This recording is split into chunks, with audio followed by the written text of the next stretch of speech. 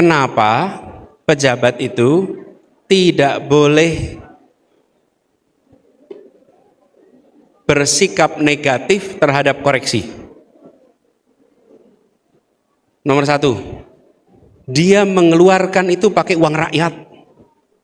Rakyat mengkoreksi kok nggak boleh? Kalau itu uang sendiri, uang dia sendiri, salah, boleh. Kamu nggak usah koreksi. Uang saya. Tapi ini bukan uang dia. Karena bukan uang dia, dia tidak boleh marah pada orang yang mengkoreksi dan mengkritik. Nggak boleh. Nggak boleh. Justru harus sebaliknya. Ini adalah uang yang harus dipertanggungjawabkan. Karena itu kalau penganggarannya meleset, tidak sesuai, harus terbuka untuk koreksi. Dan bagi rakyat, jangan pernah takut untuk mengkritik, jangan pernah takut untuk mengkoreksi, jangan pernah takut. Jadi kalau Anda mengkoreksi dan diintimidasi, balas balik. Memang jenengan uangnya dari mana?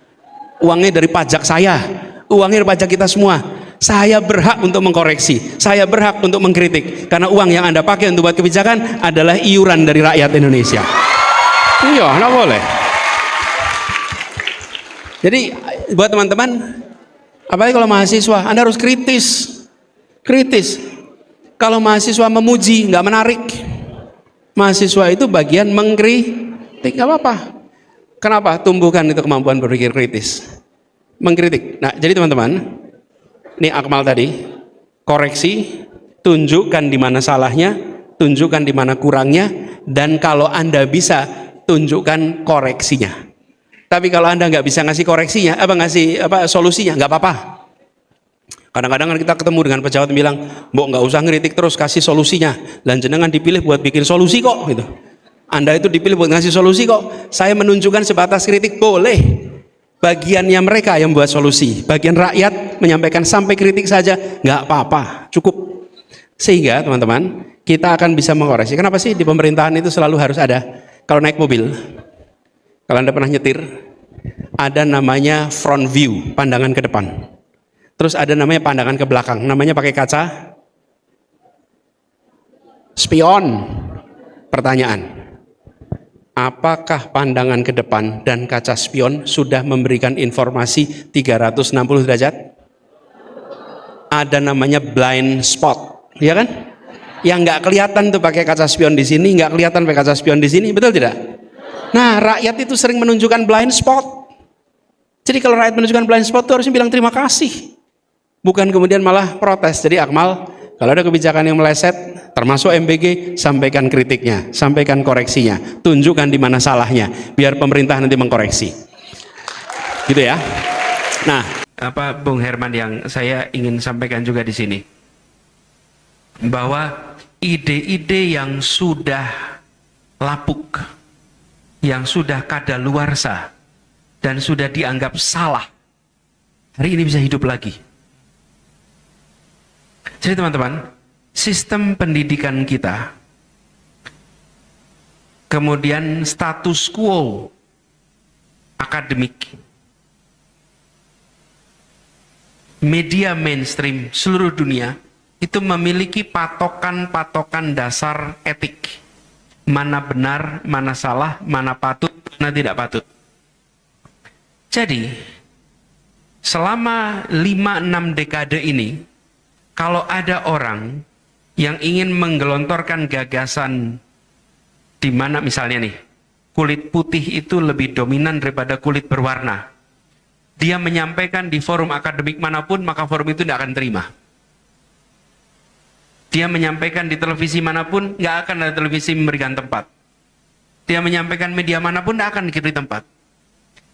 Kenapa? Karena itu bertentangan dengan peradaban yang diyakini oleh establishment hari ini. Establishmentnya siapa? Kampus, akademia ini, dunia pendidikan, kan semua menyadari manusia diciptakan setara. Nggak ada dominasi karena warna kulit. Tetapi di era sekarang, gagasan itu bisa diungkapkan lewat alat ini dan bisa mendapatkan dukungan secara langsung. Ketika seseorang mengatakan kulit putih lebih baik daripada kulit hitam, dan lalu yang melakukan like itu banyak sekali, wah ternyata ada pendukung saya ya. White supremacy. Okay?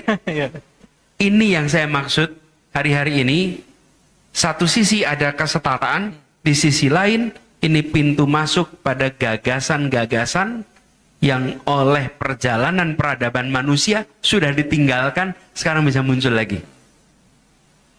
Ini tantangan utama. Halo teman, jumpa bersama saya di Politik Dangi ya. Luar biasa sekali teman, bagaimana Anies Baswedan, mantan Capres 2024 yang masih menyala ya.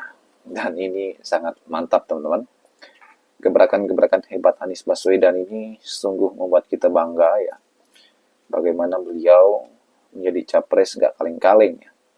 Kalau kita melihat perjalanannya tidak mudah, berada di garis oposisi ya, membuat ia tidak menyerah teman-teman ya, memberikan kritikan, menyuarakan aspirasi masyarakat.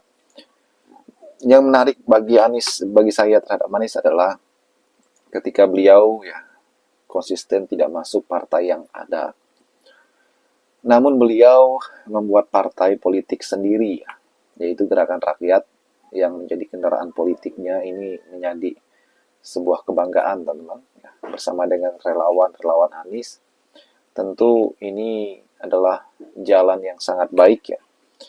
Biar bagaimanapun Anies ini adalah tokoh terkenal ya. Beliau saya yakin sangat mudah ya, bersama dengan rekan-rekan semua membangun partai politik baru ya, Gerakan Rakyat, membesarkan Gerakan Rakyat ini menjadi partai yang dapat bersaing dengan partai-partai lainnya. Dan kalau kita melihat apa yang dilakukan Anies, tentu membuat kita semakin yakin juga bahwa Anies akan menjadi pemimpin di masa depan, teman-teman. Entah itu 2029 ataupun 2034 ya. Saya yakin bahwa Anies terus cemerlang, teman-teman, karirnya. Seandainya Anies ini menjadi gubernur kemarin ya, di Jakarta, saya yakin namanya akan lebih melejit lagi teman-teman. Kenapa? Karena kita tahu bahwa saat ini Anies bukan pejabat publik yang kemudian ya, untuk mempromosikan dirinya itu ruang lingkupnya sangat kecil ya, karena jarang disorot media ya. Makanya gerakan politik yang dilakukan oleh Anies adalah bagaimana ia membantu masyarakat, hadir di acara-acara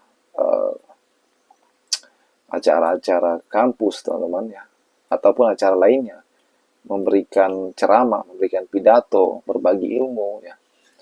Dan kalau kita melihat bagaimana ia juga peka terhadap isu-isu nasional, bahkan isu-isu global, geopolitik dan sebagainya. Jadi pemikiran Anies itu sangat luas ya, sangat tidak bisa dibatasi teman-teman. Ini artinya bahwa Anies Baswedan betul-betul tokoh yang berkompeten teman-teman. Bagaimana menurut kalian? Kita diskusi di kolom komentar ya. Sampai jumpa lagi. Salam.